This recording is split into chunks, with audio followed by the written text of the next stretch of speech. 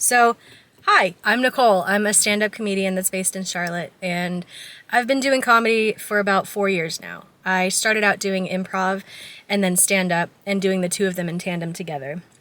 And over these last 4 years, I've met some really amazing people who are doing really cool shit. And I thought it would be a really cool idea to talk to some of the people that I've met and talk to them about how they got started doing comedy, how they balance their work life, their dating life, their family life with doing comedy as well, and what inspires the kind of comedy that they're doing. And so today I'm interviewing my really good friend, Sharla Collins. She is an improv comedian, a stand-up comedian, a corporate badass, a mom, and she is doing all of these things and keeping all of them in balance. And so today I'm talking to her about how she got started and what comedy's been like for her and what she's working on. And I hope that that is going to be a really interesting video for you.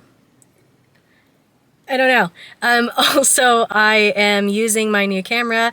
It's the Sony ZV-1F. It's been my dream camera for forever, and I got it this Christmas because my husband is the best. And I'll be honest, I'm still getting the hang of using it, so please bear with me while I figure this out. Today we are here at Camp North End, which is a big outdoor sort of mall restaurant thing. It's really eclectic and artsy and fun and cool, and so it felt like a really cool place to meet. Although, full disclosure, meeting on a Saturday morning at a coffee shop here probably was not the best move because everybody had the same idea, but hopefully I can showcase some really cool local Charlotte coffee shops too during this series, and I hope you like it. Please feel free to like and subscribe as I continue to keep interviewing other really cool comics around Charlotte. I think I'm getting the hang of this. I don't know. We'll see.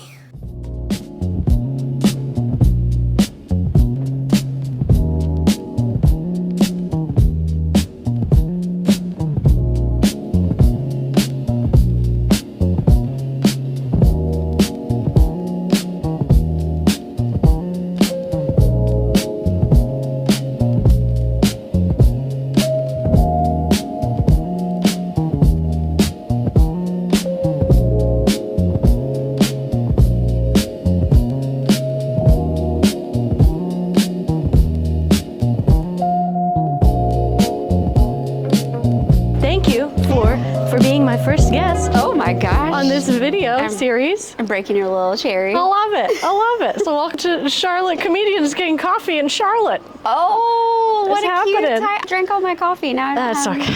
That's all right. You're drinking. Do a little object work. There you go. Perfect. Yes. It's her coffee. It's invisible. I like it. Burned my mouth. So good. So good. Charla, tell me about yourself. I grew up in Charlotte. Wonderful.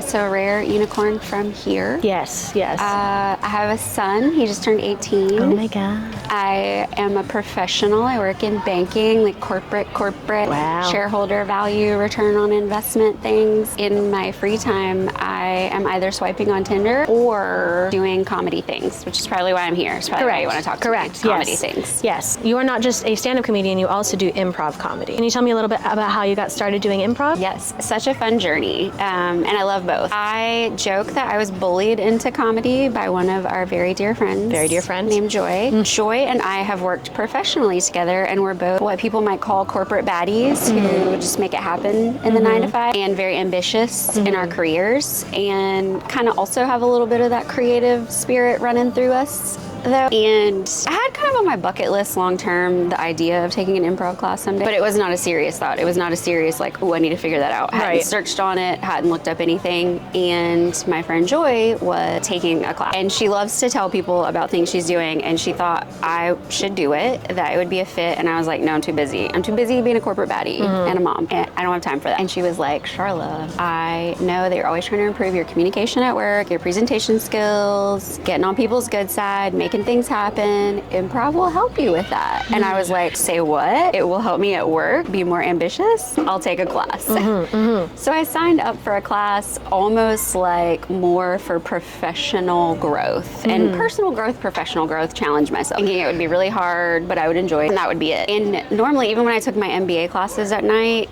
I would enjoy it, but I would feel drained by the end of the night. I would go home and be like, oh my gosh, this is so tiring. But after the improv classes, I felt awake and excited and not tired. And I was like, that's weird. What does that mean? And I had to kind of dig in a little bit. And what I realized is it was just filling my cup. It was giving me so much joy. And I was like, I found a thing I love. And so I kept taking classes, still for the idea of just learning and growth, never performance track.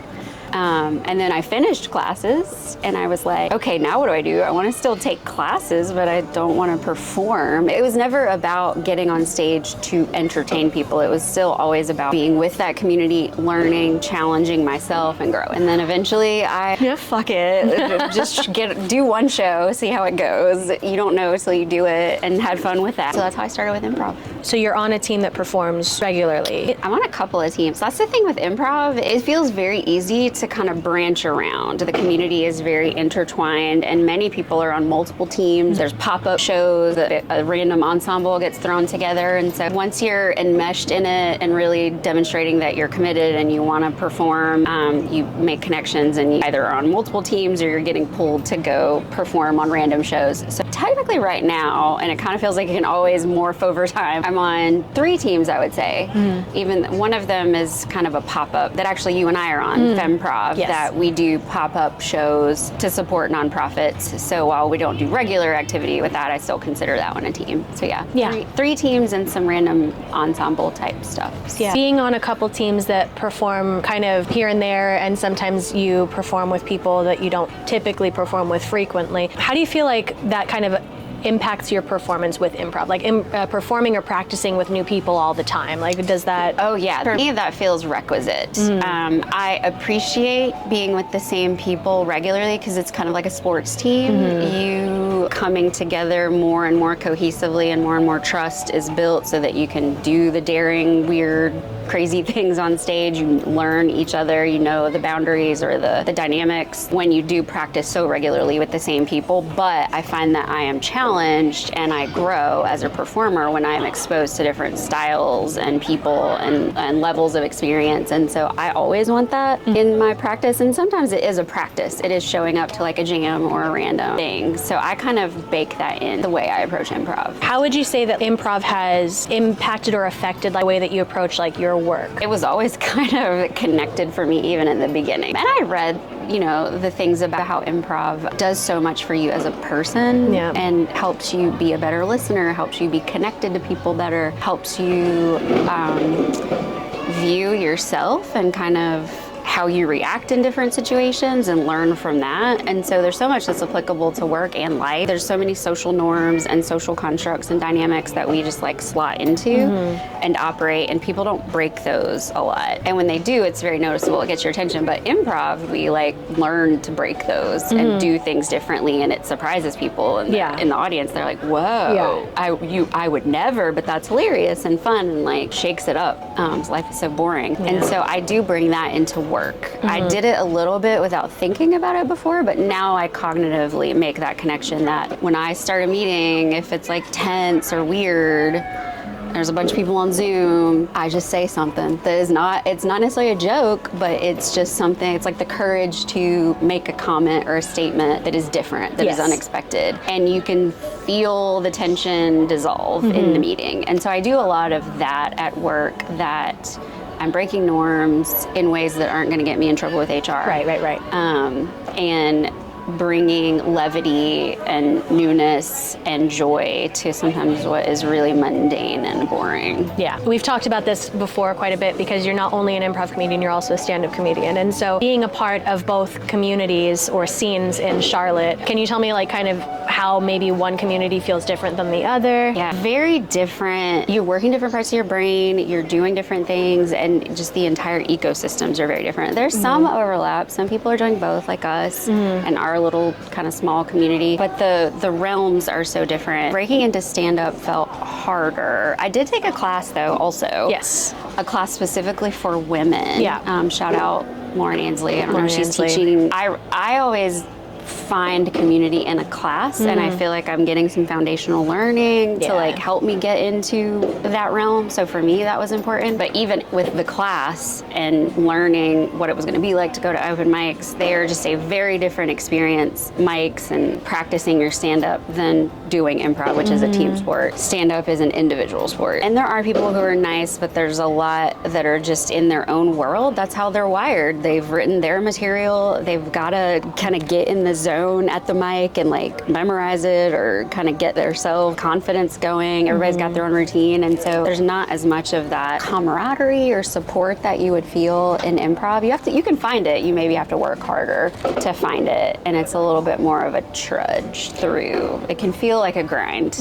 And I think us both kind of coming into stand-up with like improv mentality a little bit, it kind of feels like we have almost accidentally approached stand-up as a team or like a coven, in the sense that at the beginning we were going to mics and stuff together, and we were writing together, and we would promote each other's shows a lot and stuff like that. So maybe women are wired more that way. When you say that, it makes me think that like we might be a little more wired to seek the community. And it's definitely male dominated for stand-up. 100%. And so that might just be generally the way they're wired, is like they're actually comfortable with showing up to a place that is very individualized and not as connective. On that note, being a woman in stand-up comedy specifically, what would you say are like some observations that you've made about maybe like the way that women are viewed in stand-up, or maybe the way that we kind of fit into that world? It's not uncommon for me to feel like a woman in a man's world. I've done that professionally for many years. Correct. Especially when I worked more on the finance side of things, I was always the only woman on the team or in the room. So I feel like I've flexed that muscle a little bit already. I think the men are on average very welcoming. It's not like you walk in and you're like, I don't belong. True. But it's just noticeable when you are the other person, and you will encounter misogyny in content. Men are making jokes that their friends have laughed at, and they get up on a mic assuming an average crowd is going to laugh at it, and many times those jokes are can be derogatory. Not the norm, but I don't know, I'm going to make up a statistic. Like, if I go to a mic and there's 20 comics who get up, probably 4 of them are going to make some pretty where I'm going to cringe and be like, did you just say that? You crossed the line. But comedy is also about finding the line and crossing it. So as a comic, I might have my personal offense trigger up. I also recognize that as a comic, you have to dabble along the lines. And so I will also respect that comic and be like, they're trying stuff out. Now, if that person is doing it habitually and not hearing feedback or understanding they've crossed the line, then that's problematic. But I almost give like a little pass, so to speak. So that's a thing. You're gonna have to encounter some crap in that world. In terms of content, I haven't encountered anything where I felt like unsafe or targeted or you know, in danger in any way. More so just that I will hear information that I'm like, ooh. I've actually made a ton of friends with the guy comics. There's a generalization that they're all like misogynist. What I find to be interesting is that you would assume that from their content sometimes, but usually in person, they're not like dweebious. They're just kind of like, hi, like they're very like normal people, but some of them thrive off of that like shock value of being like, I'm gonna make an abortion joke because I can, and like not to excuse it, but more so that like you might encounter misogynistic content, you're not gonna necessarily encounter straight up like sexism to your face. People are not their jokes. Correct. You get flavors of their humor. Correct. But yeah, they are definitely not, it's a character. Like, I'm not saying people are inauthentic when they're on stage, but definitely stand-up comedians are in some ways doing a little bit of character work in their performance and the content and the delivery. I remember one time a friend of ours watched me do stand-up, and he said, you have a very specific stand-up voice, like it's not your real voice. It's like the customer service voice, but stand-up. Yeah, and I never really realized that I did it, and I didn't really think about it, but then like playing back some of my footage, I was like, wait, no, I think I do maybe have a voice. You ever like look back at like bits you've done, and maybe like you just feel like you might be actually putting on a little bit of a persona or something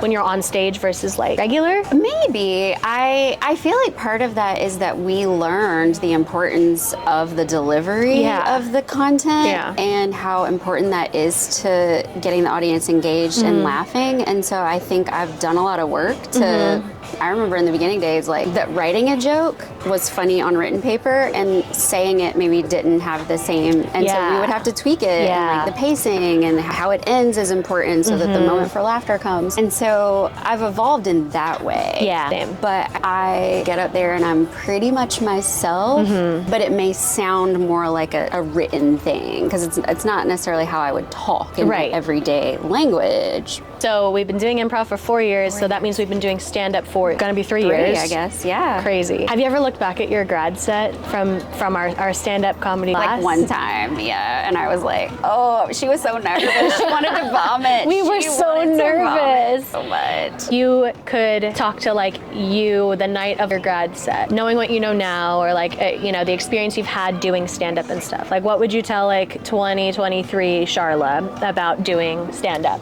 I was feeling so much anxiety of getting up on stage and having the spotlight on me and messing up. My biggest fear was like my brain would blank and I would forget what I was gonna say and that everyone would see me do that and the light is on me and it's the perfectionist in me. Like, 100%. Oh, you didn't do enough work. You were up there unprepared. Issues. It's just like you didn't study for the test and you're gonna fucking fail. Yeah, no, I know. Yeah, you're supposed to get an A on everything you do. Oh my God, are we the same person? Is the pipeline of perfectionist girls to stand-up comedy is definitely it's a thing. Once you're up there and you're having so much fun, that scale tips and you're like, I am enjoying this. And for me, like, I think the thing that drives me and makes me want to keep doing it, both improv and stand-up, is the giving the audience joy. Laughter is such a core human need. Like joy and laughter is such a core human need, especially like when times are hard or life is stressful. It's like part of the food pyramid or something. It's just 100%. Like a foundational need that people need. And so when I'm in those moments where I am like, I am part of bringing laughter to people that did not exist in their life, like that just gives me so much joy. Yeah. And so when I'm feeling that in those moments, that's worth all the stress and anxiety. And so I didn't know that until I got up and did it and had that one little nugget of it. And so that's what I would go back and say is that like it's hard and you're gonna feel stressed and nervous each time you do it. Like, but it's gonna be worth it getting one laugh. Yeah. I want to talk a little bit about like your comedy style. If you could give me like a one-line description of like, oh, Sharla Collins, like she's this kind of comic, like she does. Okay. People have talked about me and said that I'm like the kind of the joke is that I'm dirty. Like I will get really X-rated. I think at first glance, you may not assume that about me. If you just see me and don't know me, that maybe I'm like sweet little white girl. I'm gonna go to the dirtiest of the dirty jokes. But that's also like who I am if I'm just casually talking with my friends too. So that's not like a character, but I will play that up a little bit. I do a lot of just real life stories and situations, some parenting content, a lot of dating content. That's like the obvious fodder. But I am very particular in that I never want to be making fun of someone I've dated. So I will not make jokes about people. I would never want to be on stage and like that person happened to be in the audience and be like, oh, I became a joke. So I won't do that. Like typically it's maybe I'm going to be making fun of me. Interesting. Okay. How I've reacted or something I've done or the general notion of dating or the abstracted reality of dating and like embellished stories. I can be kind of physical sometimes. So I have a bit about getting a spray tan. I like to also like womanhood. What's it like to be a woman, a mother, a corporate baddie? Like those are content areas I'll go in and the notions of like things we do as women. And I have a bit about getting a spray tan and like how awkward that is. And I get very physical where I'm actually like bent over with my ass facing the audience talking about getting my butthole spray tan. Right. And the audience just like loses it because again, what I'm doing is I'm putting myself in a very vulnerable, weird position that no one would ever get up on stage and do, but it's making people laugh because that is reality. We have these vulnerable, weird positions and like for whatever reason, for beauty or health, we have to do. Like you are not only like a corporate baddie and very, very funny, and yes, like you can get vulgar and dirty, but also you are one of the most intelligent people that I know. Like you are extremely like very. So I'll go cerebral. Yes, I would say that like one thing I love about your stand-up is how intelligence does really shine through and like the cleverness of the way that you write your jokes. Stop it, you're feeding into my perfectionistic. I'm just saying, like,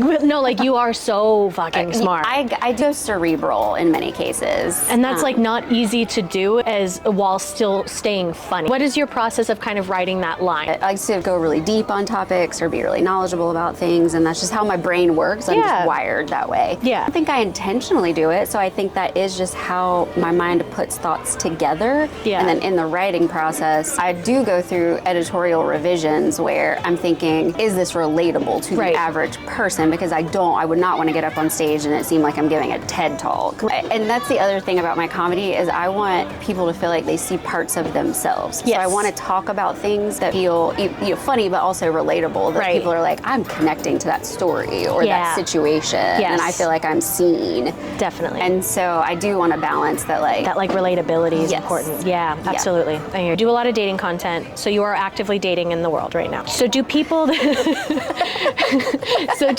that you date like know that you do stand up or improv?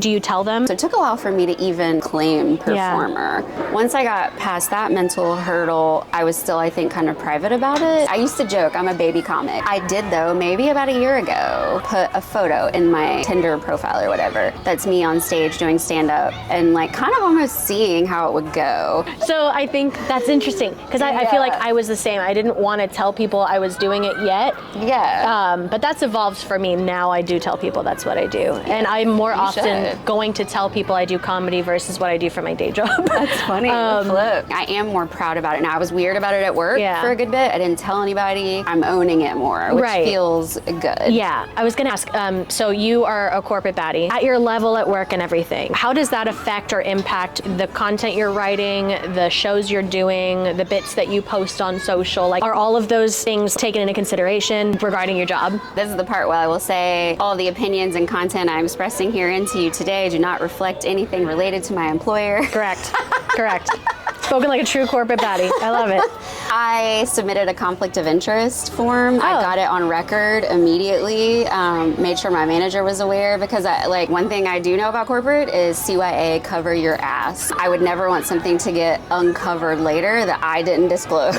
While I'm authentic at work, highly regulated industry, financial services can sometimes be more traditional in many senses of corporate life. So I just really didn't want those worlds to merge at all. Yeah. I didn't want anyone at work to know, especially the type of content that I'm doing that is very adult, can be vulgar.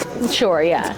Also a mom. How does your child feel about you doing the comedy? That has also been a journey because similar to what I said earlier about I never want anyone to feel like I am telling their business. Sure. Sharing information that they would be uncomfortable or feel like I'm making fun of them. I wanted to talk about parenting, but not like I wanted my kid to consent. I think I'm cringe for him, so everything I do is gross, probably until his frontal lobe develops more. Sure, yeah. But there were a couple of bits where I wanted to talk about things that I had experienced as a parent that involved him, and I asked him if I could do it, and he's very shrug his shoulders, yeah, fine, whatever. Nice. So he didn't know the details, but he gave me consent to tell one particular story. I found out later, though, that he had snooped on, gotten on my Google Docs and read a bunch of my bits, and he talks about it that I'm the worst, I'm so cringe, but he can recite my bits back to me. He read it and remembered parts of my bit, so he will be like, yes, your Starbucks. Oh my God. Your kink is ordering at Starbucks, Mom. Oh my God. To me, that says two things. It was enough to make him cringe, which I get it. If you see your parent or hear your parent talking about their sex life, you're going to feel gross. Yeah. But I feel like it was also him showing that he respected my craft because he remembered it. Yeah, a little bit. And brought it up. Right. And I'll hear him brag to other people about, my mom had this joke, blah, blah, blah. He's rehashing my jokes like a male podcaster. Amazing. As they do. He's a little bro podcaster. I love training. it. Is there a comedian in the Charlotte comedy scene, a stand-up comedian that you admire or you respect, or someone that you think is doing really good stuff right now? But Max Summers was hot. I mean, and I'm going to describe this hot on the scene when we started. Yeah.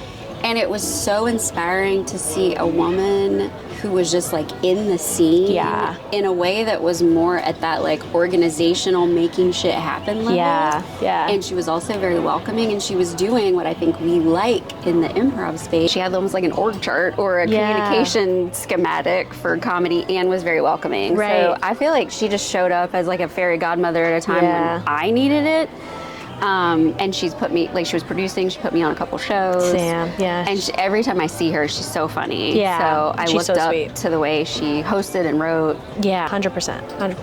And then if there is an improv comedian that comes to mind as far as like someone you really admire, or somebody that's doing good stuff, who comes to mind for you? I probably have to say Tony Gallardi. He just rises to the top of my mind. He's a local coach, host. He's on like 8 bajillion teams. 8 bajillion. I love learning from him. He'll do this thing where when you're practicing a scene and he's teaching, he will just stop the scene, which feels very like jarring because you're kind of supposed to get immersed. But he'll just prompt you to take a slightly different choice or like think your character through a little bit. And what happens is then when he does that, you see how differently the scene goes if you make that slight tweak. And to me, that has been the most experimental learning method to like enhance my craft. Yeah. And he's just fun to play with too. 100%. So fun. Yeah. He is probably going to get hurt when he plays. Every time. But very fun to watch and play with. Yeah, he's a good egg for sure. Well, thank you so much for meeting with me. Oh my God, thanks for having me. Thank you so much. I've had so much fun.